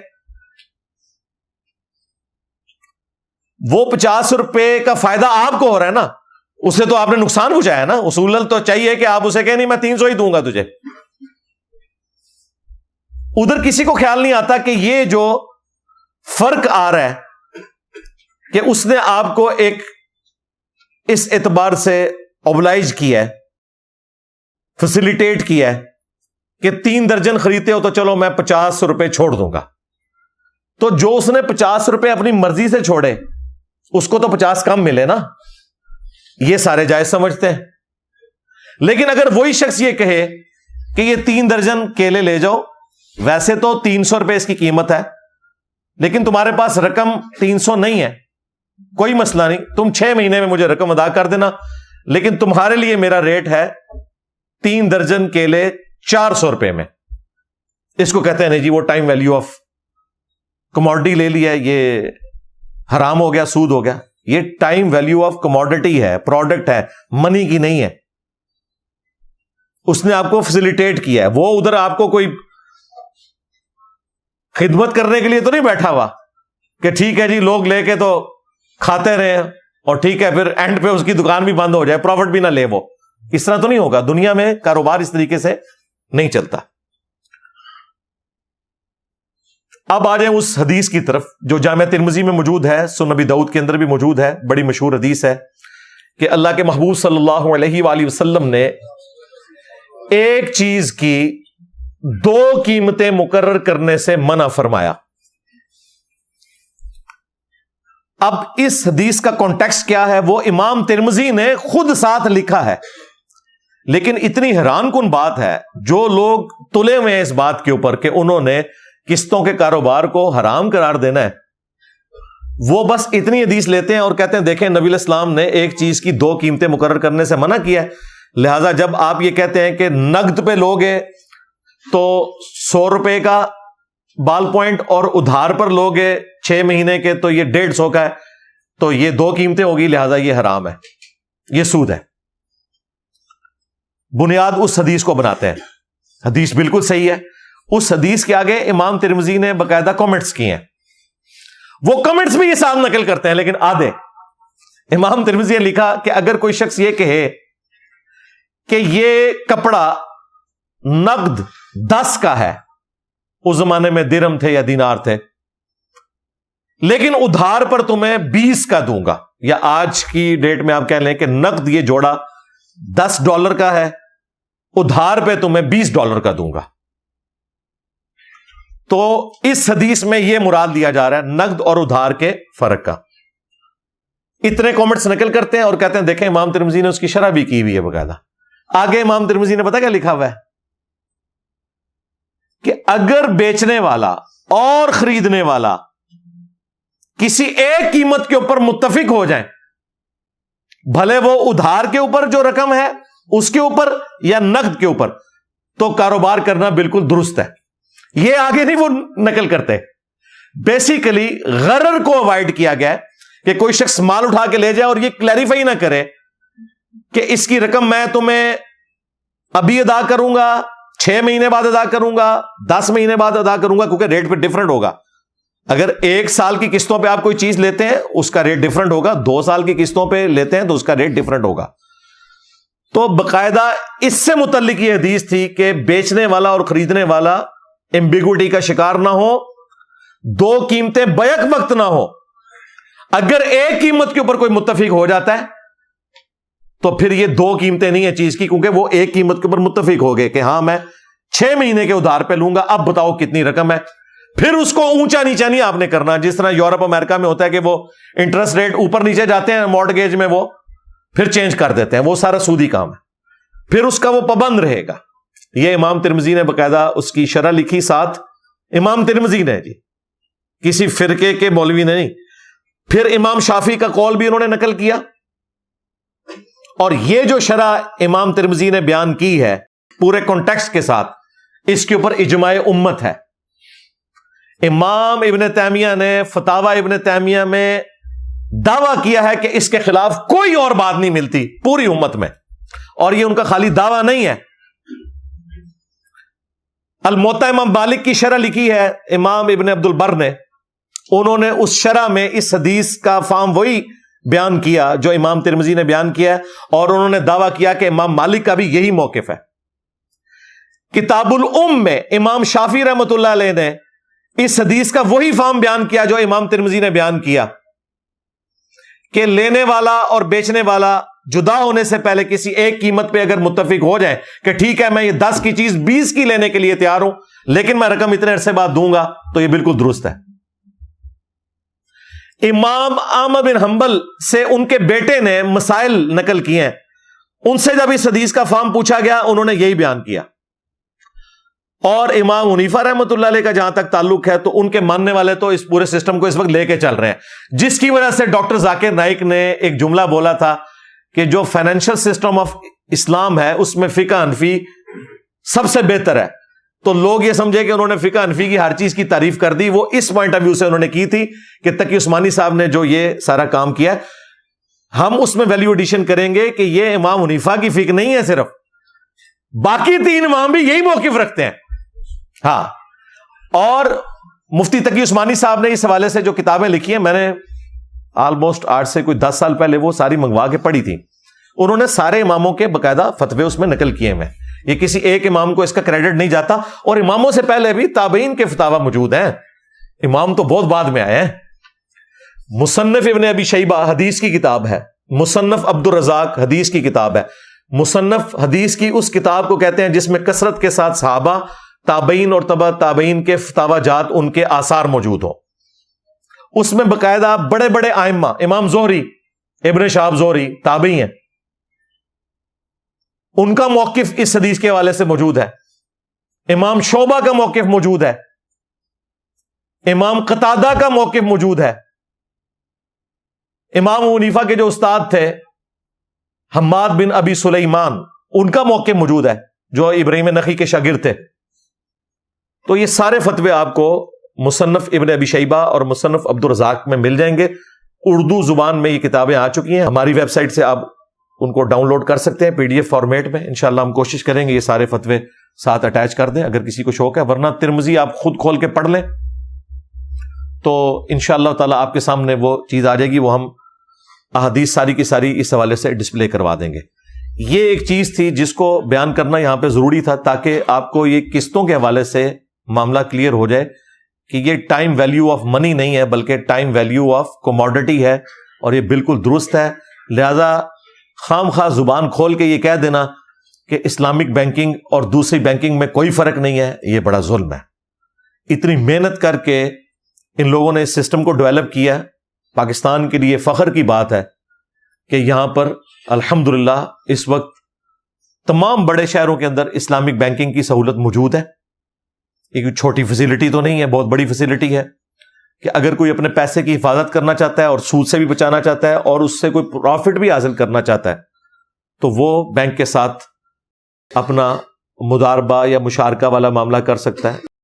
اسی طریقے سے اجارہ کر سکتا ہے, اگر گاڑی نکلوانی ہے اس نے یا مکان خریدنا ہے کسی بھی طریقے سے, وہ آپ کسی بھی بینک میں چلے جائیں, لیکن برانچز میں نہیں جانا, صرف ان بینکس میں جانا ہے جو مکمل طور پہ اسلامک بینکنگ کو فالو کر رہے ہیں. اور انشاءاللہ امید ہے جو یہ 26ویں آئینی ترمیم کے اندر آیا کہ 1 جنوری 2028 تک سارے کے سارے ہو جائیں گے, امید ہے کہ سارے کے سارے شفٹ ہو جائیں گے. اور میں نے آپ کو بتایا اس کے پیچھے ریزن یہ نہیں ہے کہ انہیں کوئی سود سے نفرت ہے, مین ریزن یہ ہے کہ اسلامک بینکنگ کا پروفٹ زیادہ ہو گیا ہے. اب بینک کے مالکان کو as compare to conventional banking کے لوگوں نے پیسے وہاں پہ شفٹ کرنا شروع کر دیے ہیں. اس کے پیچھے اصل میں ریزن جو ہے وہ یہ ہے. باقی جو سود کی سینسٹیوٹی ہے, سود اور سور یہ دونوں چیزیں ایسی ہیں جن سے ہر مسلمان نفرت کرتا ہے. اس کی حرمت کسی کو بتانے کی ضرورت نہیں ہے. اگر کسی کو شوق ہے تو سورۃ البقرہ میں ایک پورا رکوع ہے, وہ آپ پڑھ لیں. سورۃ البقرہ میں آیت نمبر 274 سے لے کر 281 تک ایک مکمل رکوع ہے جس میں اللہ تعالیٰ نے سود کے حوالے سے بیان کیا. میری قرآن کلاسز میں میں نے اسے کور کیا ہے, اگر میں نے یہاں کور کیا تو کافی زیادہ ٹائم لگ جائے گا. اس میں اللہ تعالیٰ نے بیان فرمایا کہ جو لوگ سود کھاتے ہیں وہ قیامت والے دن اس طرح مخبوط الحواس ہو کر اٹھائے جائیں گے جس طرح کسی کو شیاطین نے یا جنات نے مس کر دیا ہو, آسیب زدہ کوئی شخص ہوتا ہے, یہ ان کی حالت ہوگی قیامت کے دن, وَلِعَوْذُ بِاللَّهِ تعالی. اور پھر اللہ تعالیٰ نے فرمایا کہ جو پہلے کھا چکے ہو وہ معاف کیا, اب تم باز آ جاؤ, اور جو اپنی اوریجنل رقم ہے جو اگر کسی کو دی ہوئی ہے قرضے پہ وہ لے لو, اوپر والا سود ختم کر دو, ورنہ پھر تیار ہو جاؤ اللہ اور اس کے رسول کے ساتھ جنگ کے لیے. یہ اتنی بڑی وعید سود کے لیے آئی, لہذا ہمارے استاد ڈاکٹر اسرار صاحب کا جو غصہ تھا سود کے حوالے سے بڑا جسٹیفائی تھا. بلکہ وہ تو کہتے تھے کہ جس طرح عقیدے میں سب سے بڑا گناہ شرک ہے, اعمال میں سب سے بڑا گناہ وہ کہتے تھے سود ہے. اور یہ ظاہر معاملات لین دین کے اعمال کے اعتبار سے, ورنہ تو سب سے بڑا گناہ نماز کو چھوڑنا ہے. ان کا غصہ اسی وجہ سے نظر آتا تھا. اور یہ جو سود کی حرمت سے متعلق آیات ہیں, یہ وہ آیات ہیں, صحیح بخاری میں ابن عباس کا قول ہے کہ سب سے آخر میں جو قرآن میں آیت نازل ہوئی نا وہ سود کی حرمت کی ہے. اس کے اوپر چیپٹر کلوز ہوا ہے. اور وہ آیت نمبر 281 جو میں نے بیان کیا کہ رکوع مکمل ہوتا ہے, وہ 281 نمبر آیت, اس کے اوپر جا کے رکوع کمپلیٹ ہوتا ہے. یہ وہ آیت ہے جس کے بارے میں ابن عباس کا قول موجود ہے کہ یہ آیت مبارکہ قرآن کی نازل ہونے والی آخری آیت ہے. وَاتَّقُوا يَوْمًا تُرْجَعُونَ فِيهِ إِلَى اللَّهِ, اور ڈر جاؤ اس دن کے معاملے میں کہ جب تم اللہ کے حضور لوٹائے جاؤ گے. ثُمَّ تُوَفَّى كُلُّ نَفْسٍ مَا كَسَبَتْ, پھر اس دن ہر جان کو پورا پورا بدلہ دیا جائے گا جو اس نے دنیا میں اعمال کیے. وَهُمْ لَا يُظْلَمُونَ, اور ان پر ظلم نہیں کیا جائے گا. یہ قرآن کی آخری آیت ہے جو نازل ہوئی, اس کے بعد کوئی آیت نازل نہیں ہوئی. اور یہ سود سے متعلق جو رکوع کنکلوڈ ہوا ہے اس کی یہ آخری آیت ہے کہ قیامت کے دن سے ڈر جاؤ جس دن تم اپنے رب کے حضور پیش کیے جاؤ گے. اس دن ہر جان کو پورا پورا بدلہ دیا جائے گا اس کے اعمال کا, یعنی نیکیاں کی ہیں تو جزا اور گناہ کی ہیں تو سزا, وَلِعَوْذُ بِاللَّهِ تعالی. اور کسی پر ظلم نہیں کیا جائے گا.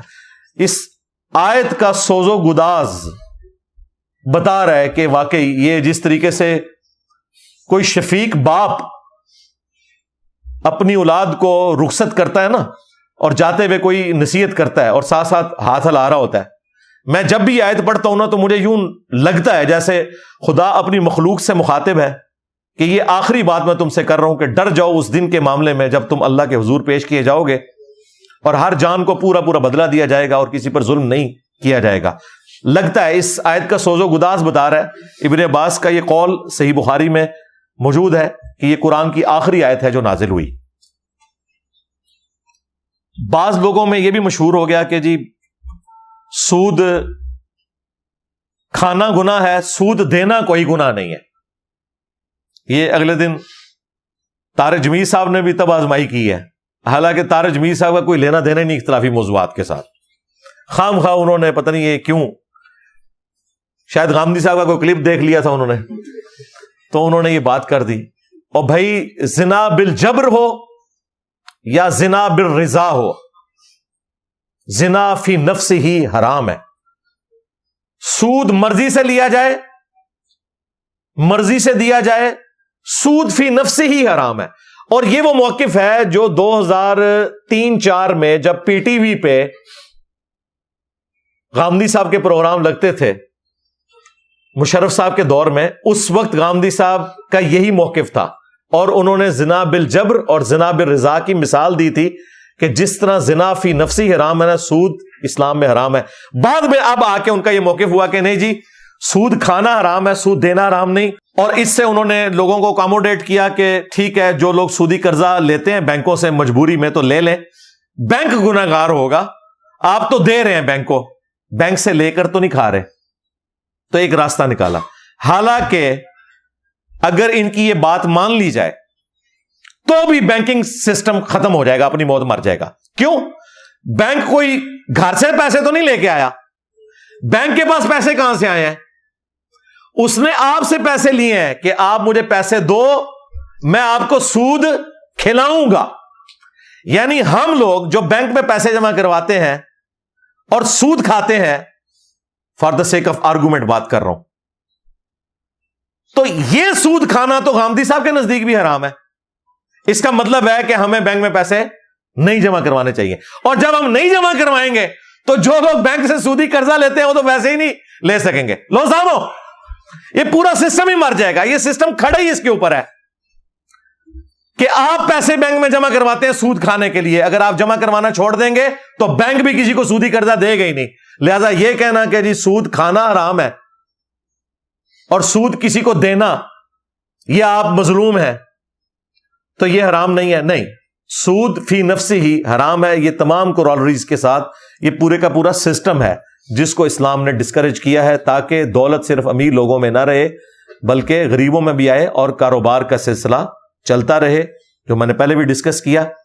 یہ ایک اس کے ساتھ جڑا ہوا باریک نقطہ تھا، میں نے وہ کلیئر کر دیا، کیونکہ اکثر اوقات اس طرف بھی لوگ چل پڑتے ہیں اور اس قسم کی باتیں کرنا شروع کر دیتے ہیں۔ باقی جو لوگ احادیث کے ماننے والے ہیں تو ان کے لیے تو صحیح مسلم کی وہ حدیث کافی ہے کہ اللہ کے محبوب صلی اللہ علیہ وآلہ وسلم نے فرمایا، سود کھانے والا، کھلانے والا، سود لکھنے والا اور اس کے اوپر گواہ بننے والا، سب کے سب گناہ میں برابر کے شریک ہیں اور سب پہ اللہ کی لعنت ہے۔ لہذا وہ جو بیچ میں تلاش کرتے تھے نا کہ جی وہ سود کھانا حرام ہے، سود دینا حرام نہیں ہے، تو اس میں تو کہا گیا کھانے والا، کھلانے والا، گواہ بننے والا، اس سسٹم کو سپورٹ کرنے والا، لکھنے والا، سب کے سب ملعون ہے۔ تو یہ بالکل واضح ہے لاجیکلی بھی اور قرآن و سنت کی روشنی میں بھی۔ باقی جسے شوق ہے وہ مشکات المصابیح کی دوسری جلد میں سود کے اوپر پورا ایک چیپٹر ہے، ساری احادیث جمع ہے، بلکہ وہ چیپٹر سارے ہی پڑھنا چاہیے، وہ کاروبار سے متعلق ہے، رزق حلال کمانے کے فضائل، پھر کون سے کاروبار حلال ہیں اسلام میں، کون سے حرام ہیں، اسی میں کون سی تجارت جائز ہے، کون سی ناجائز ہے۔ سود کو الگ سے انہوں نے چیپٹر بنا کے ڈسکس کیا، اس کو الگ سے انہوں نے ایک چھوٹا سا چیپٹر بنایا تاکہ اس کی انٹینسٹی الگ سے پتا چلے۔ اچھا میرے بھائیو، ایک اور حدیث اس کانٹیکسٹ میں جو بخاری اور مسلم دونوں میں موجود ہے کہ اللہ کے محبوب صلی اللہ علیہ وآلہ وسلم کی وفات اس حال میں ہوئی کہ آپ کی زرہ گروی رکھی ہوئی تھی ایک یہودی کے پاس. یہ حدیث اس بات کا ثبوت ہے کہ آپ کفار کے ساتھ لین دین کر سکتے ہیں، پلس اشیاء کو رہن یعنی گروی رکھ کر اپنے معاملات کو چلا سکتے ہیں. ویسے تو سورۃ البقرہ میں بھی گروی چیز رکھنے کا ذکر موجود ہے. یہ بھی ایک کاروبار کا ذریعہ تھا. گارنٹی کے طور پر آپ اپنی کوئی قیمتی چیز کسی کے پاس رکھیں اور اس سے ادھار لیں، اور جب ادھار آپ اسے واپس کریں گے تو وہ چیز آپ کو واپس مل جائے گی. وہ گروی اس لیے رکھتا ہے کہ تاکہ اس کو اس اعتبار سے شورٹی مل جائے کہ اس کا نقصان کوئی نہیں ہوگا. اس کانٹیکسٹ میں ایک حدیث ہے صحیح بخاری میں اور سنن نبی داؤد کے اندر کہ اگر کسی شخص کے پاس آپ نے اپنی کوئی سواری گروی رکھوائی ہے یا کوئی بھیڑ بکری گروی رکھوائی ہوئی ہے تو وہ شخص اس گروی چیز سے فائدہ نہیں اٹھا سکتا سوائے اتنا کہ جو آپ اس جانور کے اوپر خرچہ کر رہے ہیں اس کے برابر آپ فائدہ اٹھا سکتے ہیں. یعنی گھوڑا آپ کے پاس رکھوایا، اس گھوڑے کو آپ کھلا رہے ہیں تو اس کے بقدر آپ اس گھوڑے کی سواری کر سکتے ہیں. اس سے زیادہ کریں گے تو آپ اس سے وہ نفع ناجائز والا اٹھا رہے ہوں گے. وہ اسلام میں اجازت نہیں ہے. اسی طریقے سے ابو داؤد میں آیا کہ بھیڑ بکری کے اوپر جو خرچہ کر رہے ہو نا، بخاری شریف میں بھی یہ موجود ہے، تو اتنا دودھ اس کا استعمال کر سکتے ہو. بقیہ کا دودھ آپ نے اسی مالک کو دینا ہے جس نے آپ کے پاس چیز وہ گروی رکھوائی ہوئی ہے. یہ اکثر لوگ پوچھتے ہیں جی ہمارے پاس مکان گروی رکھوایا کسی نے تو ہم اس مکان کو یوز کر سکتے ہیں؟ بالکل یوز کریں، لیکن کرایہ دیں اس کو. اگر آپ نے مکان اس کا یوز کرنا شروع کر دیا تو وہ اس نے آپ کو یوز کرنے کے لیے نہیں دیا تھا، گارنٹی کے طور پر دیا تھا. آپ ڈبل فائدہ تو نہ اٹھائیں، گارنٹی بھی آپ نے لے لی اور اب آپ اس کے مکان سے اس کی مجبوری سے فائدہ اٹھاتے ہوئے زبردستی نفع اٹھانے کی کوشش کر رہے ہیں. تو اس کی اسلام میں اجازت نہیں ہے، اور نہ اسے اس کاروبار کے اوپر قیاس کیا جا سکتا ہے کہ جی آپ ٹائم ویلیو آف کموڈٹی لے سکتے ہیں. وہ معاملہ بالکل اور ہے، وہ کاروبار کے کیس میں ہے. جہاں پر کوئی شخص قرض دیتا ہے وہاں پر یہ والی چیز اپلائی نہیں ہوتی. رہن اور گروی رکھی ہوئی چیزوں سے آپ نفع نہیں اٹھا سکتے سوائے اتنا کہ جتنا آپ اس کے اوپر خرچہ کر رہے ہیں اتنا آپ نفع اٹھا سکتے ہیں. یہ چیز کے ساتھ جڑی ہوئی تھی، اس لیے میں نے آپ کو بیان کر دی. اس سے متعلق میں نے مختلف اوقات میں مختلف انداز سے گفتگو کی ہے. ابھی بھی کافی ساری چیزیں رہتی ہیں، لیکن اتنی گفتگو اس ٹاپک کے اوپر میرا خیال کافی ہے. اگر حلال اور حرام کاروبار کے حوالے سے آپ کو کوئی ویڈیو چاہیے تو فارکس ٹریڈنگ لکھیں اور ساتھ لکھیں انجینئر محمد علی مرزا، تو میری ویڈیو کھل جائے گی جس میں میں نے حلال اور حرام کاروبار کے جو بنیادی اصول ہیں وہ بتا دیے. باقی ہم نے آپ کو صرف اچھے لڑکے اور لڑکی کی خوبیاں بتانی ہیں، رشتہ نہیں ہم نے ڈھونڈ کے دینا. لوگ ہمیں جناب بھیجتے ہیں کہ بتائیں یہ کاروبار جائز ہے یا ناجائز. ہم ان کو ویڈیو بھیجتے ہیں کہ دنیا میں تو لاکھوں کاروبار ہیں، اگر ہر کاروبار کے اوپر میں ویڈیو ریکارڈ کراؤں تو عمر نو بھی مل جائے نا تب بھی میں نہیں کروا سکتا. ہم آپ کو موٹی موٹی باتیں بتائیں گے. نمبر 1، سودی کام نہیں ہونا چاہیے. سود کی ڈیفینیشن کیا ہے وہ آج میں نے ڈسکس کر لی. اپنے کاروبار کو آپ بہتر سمجھتے ہیں کہ کہیں سود تو نہیں آ رہا. نمبر 2، پروڈکٹ حلال ہونی چاہیے، حرام پروڈکٹ نہیں ہونی چاہیے. یعنی اگر کوئی شخص شراب کا کاروبار ایمانداری سے کرتا ہے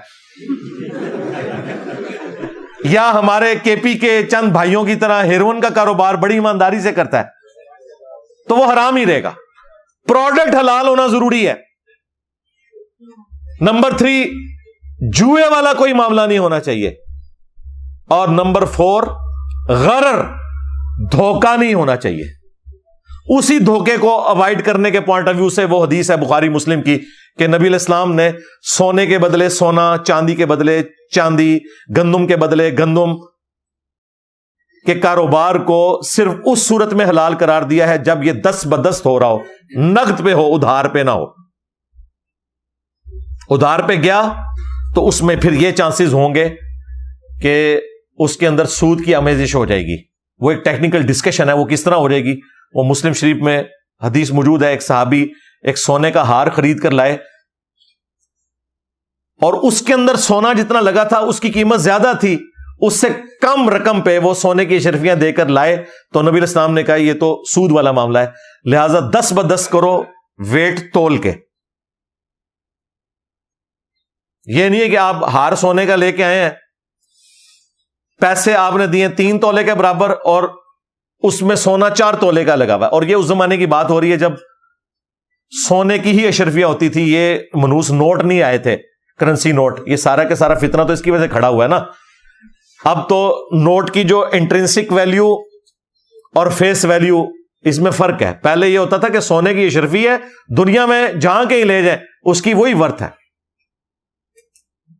لیکن یہ نوٹ کی وجہ سے اب یہ اتار چڑھاؤ والا معاملہ شروع ہو گیا، کیونکہ حکومت پاکستان نے اس کے اوپر لکھا تو ہوتا ہے کہ حامل حاضہ کو مطالبہ پر ادا کرے گا، یعنی یہ جو سرٹیفکیٹ ہے نوٹ، اس کے اگینسٹ سونا ہے اسٹیٹ بینک کے پاس، اگر آپ مطالبہ کریں تو وہ آپ کو ادا کر سکتا ہے. یعنی ہماری گارنٹی، وہ لکھا ہوتا ہے حکومت پاکستان کی گارنٹی سے شائع ہوا. یہ نوٹ کے اوپر آپ ذرا جملے دیکھیں نا جو لکھے ہوتے ہیں، یہ بڑے حکمت امیز جملے ہوتے ہیں کہ گارنٹی ہماری ہے، ورنہ تو کاغذ کا ایک ٹکڑا ہے نا، اس کی تو کوئی اہمیت نہیں. آج گورنمنٹ اناؤنسمنٹ کرے کہ یہ نوٹ ختم، تو 5000 کا نوٹ جو ہے وہ 5 روپے کا بھی نہیں رہے گا. گورنمنٹ کی پیچھے گارنٹی ہے. لیکن یہاں پہ ہماری غریب حکومتیں، اتنا سونا ہوتا ہی نہیں ہے، نوٹ چھاپتی جاتی ہیں، اس کی وجہ سے آپ دیکھتے ہیں کس طرح مہنگائی بڑھ جاتی ہے. ایک الگ سے ٹاپک ہے. بہرحال کاروبار کے پوائنٹ آف ویو سے ہم صرف آپ کو اصول بتائیں گے کہ ان اصولوں کا آپ نے خیال رکھنا ہے. اس طریقے سے یہ ڈراپ شپنگ کے حوالے سے بھی اکثر لوگ پوچھ رہے ہوتے ہیں، اور بھائی جس ڈراپ شپنگ کو نبی علیہ السلام نے منع فرمایا ہے، قبضے میں لیے بغیر چیز کو آگے بیچنا، تو وہ غرر کو اوائڈ کرنے کے لیے تھا. آج وہ معاملہ ختم ہو چکا ہے. آج اگر کوئی شخص کسی کمپنی کی پروڈکٹ کراچی سے منگواتا ہے اور بھیجنی اس نے پنڈی ہے اور رہنے والا وہ جہلم کا ہے، کوئی ضرورت نہیں ہے کہ وہ پہلے جہلم منگوا کے اس پہ قبضہ کرے. کیا کرے گا؟ جپی ڈالے گا اسے. وہ ڈائریکٹ آرڈر کرے، وہاں سے وہاں چیز پہنچ جائے گی. اور اگر اس میں کوئی خرابی نکلی تو وہ کمپنی خود گارنٹی دیتی ہے کہ پروڈکٹ غلط ہوئی، خراب ہوئی، آپ واپس کریں، ہم آپ کو پیسے لوٹائیں گے. چونکہ اب کمپنیاں پیچھے کھڑی ہوئی ہیں، چاہے وہ موبائل کمپنیاں ہوں، چاہے صابن سے ریلیٹڈ ہوں، باقی چیزیں ہوں، لہذا اب وہ غرر والا معاملہ ختم ہو گیا. نبی علیہ السلام کی پیچھے تھیم یہ تھی کہ غرر نہ ہو، کہ ایک بندے نے مارکیٹ میں، منڈی میں کھجوریں خرید لی ہیں، ابھی قبضہ کیے ہی نہیں، دیکھا ہی نہیں ہے کہ وہ کھجور ویسی ہے یا نہیں ہے، اور آگے اس نے پروفٹ رکھ کے بیچ دی ہے. تو اس لیے کہا گیا تھا پہلے قبضہ کرنا ہے.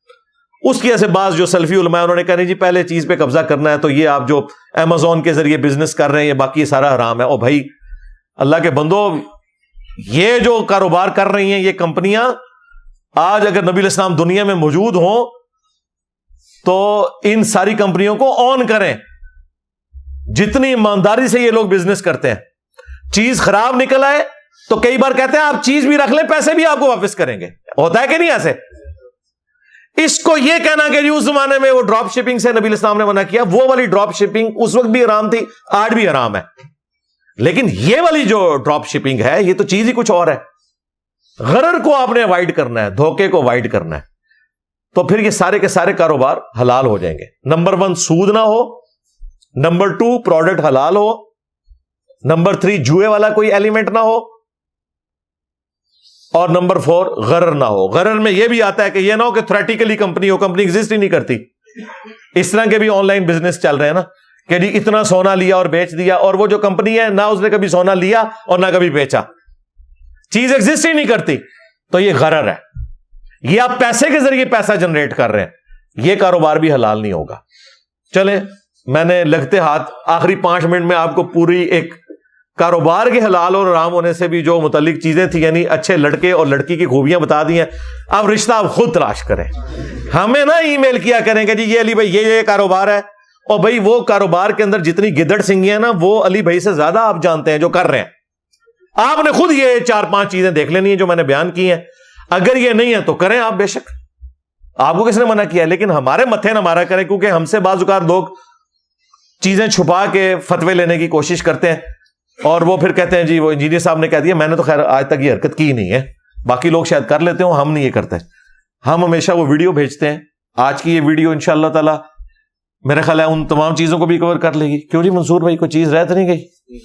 اوورآل میں نے سب کچھ کوشش کی ہے کہ کور کر دوں. باقی آپ خود بھی پڑھیں بھائی, خود کتابیں پڑھ کے دیکھیں, انشاءاللہ تعالی آپ کے نالج میں اضافہ ہوگا. میں نے بارہا کہا ہے کہ یہ مشکات المصابیح جو ہے نا, یہ انسائکلوپیڈیا آف حدیث ہے. اہل سنت کی مین سٹریم کی ساری کتابوں کے نوٹس ہیں, بخاری سے لے کر ابن ماجہ تک.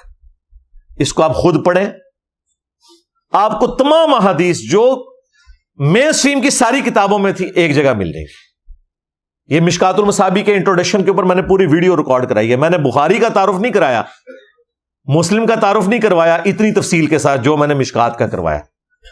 یہ اس بندے نے قلم توڑ دیا. میں اگر اپنی زندگی میں حدیث کے اوپر کوئی کام کرتا, کیونکہ بڑے بڑے جو اہل علم ہیں الحمدللہ میری حوصلہ افزائی کرتے ہیں کہ جی انجینئر صاحب کو احادیث کے اوپر بہت گرپ ہے, قرآن تو دو گتوں کے درمیان تھا, اس کو کوٹ کرنا اتنی بڑی بات نہیں ہے, مسئلہ احادیث کا ہوتا ہے. تو میں آپ کو یہ یعنی ریکمینڈ کروں گا کہ آپ مشکات پڑھیں, تو انشاءاللہ تعالی آپ کو عقائد, نظریات, معاملات سے متعلق اور کسی کتاب پڑھنے کی ضرورت نہیں رہے گی. یہ سارے کا سارا دین اس میں کور ہے. ایون وضو, غسل, نماز, عقائد سب کچھ کور ہے. 3 جلدوں میں مشکات المصابیح ہے. 15 MB کی 3 فائلیں ہماری ویب سائٹ ahlsunnatpak.com سے ڈاؤن لوڈ کر سکتے ہیں. ہارڈ کاپی آپ ہماری اکیڈمی سے منگوا سکتے ہیں. اکیڈمی میں آ کر لیں تو ہم نے ابھی تک آج کی ڈیٹ میں یعنی کہ 27 اکتوبر 2024 ہم یہ تینوں جلدیں 3000 روپے کی دے رہے ہیں. ایک جلد کی فوٹو کاپی 3000 کی نہیں ہوتی, مارکیٹ میں یہ 9000 روپے کی ہے. ہم یہ ہول سیل میں اٹھاتے ہیں اور پھر ہر مشکات میں اپنی طرف سے رقم ایڈ کرتے ہیں تاکہ یہ آپ خرید سکیں. یہ نہیں ہے کہ ہمیں 3000 کی پڑ رہی ہے, ہمیں تو یہ آلموسٹ کوئی 4500 تک پڑتی ہے, لیکن اوپر کی رقم ہم دیتے ہیں تاکہ یہ آپ خرید سکیں. اور یہ پیکج صرف اکیڈمی آنے والوں کے لیے.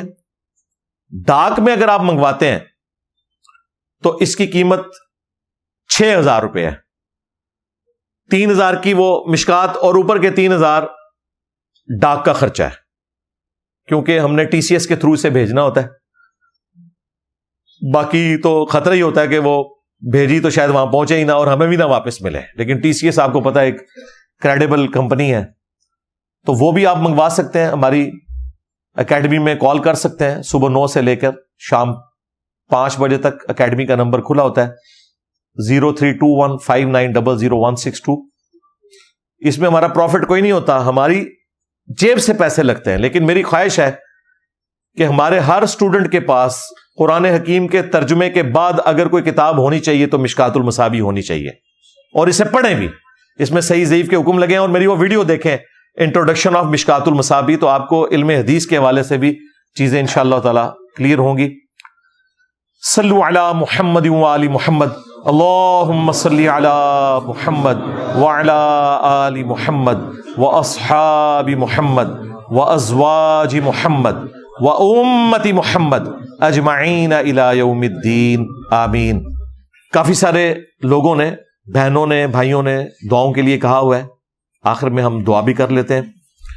اللہم انی اسألک بانک انت اللہ لا الہ الا انت الاحد الصمد الذی لم یلد ولم یولد ولم یکن له کفوا احد وَإِلَٰهُكُمْ إِلَٰهٌ وَاحِدٌ لَا إِلَٰهَ إِلَّا هُوَ الرَّحْمَٰنُ الرَّحِيمُ الف لام میم اللہ لا الہ الا هو الحی القیوم اللہم صلی علی محمد وعلی آل محمد ربنا آتنا فی الدنیا حسنہ وفی الآخرة حسنہ وقینا عذاب النار ربنا آتنا من لدنک رحمہ وہیئ لنا من امرنا رشدا رب ارحمہما کما ربیانی صغیرا ربنا هب لنا من ازواجنا وذریاتنا قرۃ اعین وجعلنا للمتقین اماما اللہم اغفر لحینا ومیتنا وشاہدنا وغائبنا وصغیرنا وکبیرنا وذکرنا وانثانا اللہم من احییتہ منا فاحیہ علی الاسلام ومن توفیتہ منا فتوفہ علی الایمان اے اللہ جن جن بھلائیوں کا سوال تیرے محبوب صلی اللہ علیہ وآلہ وسلم نے تجھ سے کیا، ہمارے حق میں، ہمارے ماں باپ کے حق میں، ہمارے بیوی بچوں کے حق میں، ہمارے رشتہ داروں کے حق میں، پوری امت کے حق میں قبول و منظور فرما، اور جن جن چیزوں کے شر سے تیرے محبوب صلی اللہ علیہ وآلہ وسلم نے تیری پناہ طلب کی، تمام مسلمانوں کو ان چیزوں کے شر سے اپنی پناہ عطا فرما، بالخصوص فلسطین کے مسلمان، کشمیر کے مسلمان، انڈیا کے مسلمان، چائنا کے، یمن کے، عراق میں، افغانستان میں، شام میں، پاکستان میں، جہاں کہیں کس پرسی کی زندگی گزار رہے ہیں، غیب سے ان کی عزت، آبرو، جان و مال کی حفاظت فرما، ہمارے ملک پاکستان کی خیر فرما، پورے عالم اسلام کی خیر فرما، اندرونی اور بیرونی خطرات سے محفوظ فرما، تمام مسلمانوں کی تمام دینی، دنیاوی، جسمانی، روحانی، ظاہری، باطنی پریشانیاں، تکلیف، مصیبتیں، دکھ درد، بیماریاں، دشواریاں دور فرما، اور تمام نیک دلی جائز دعاؤں کو اپنی بارگاہ میں قبول منظور فرما۔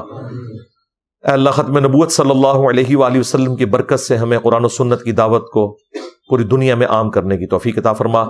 سبحان ربک رب العزت عما یصفون وسلام علی المرسلین والحمد للہ رب العالمین، وصلی اللہ علی النبی الکریم وعلی آلہ واصحابہ اجمعین الی یوم الدین، آمین۔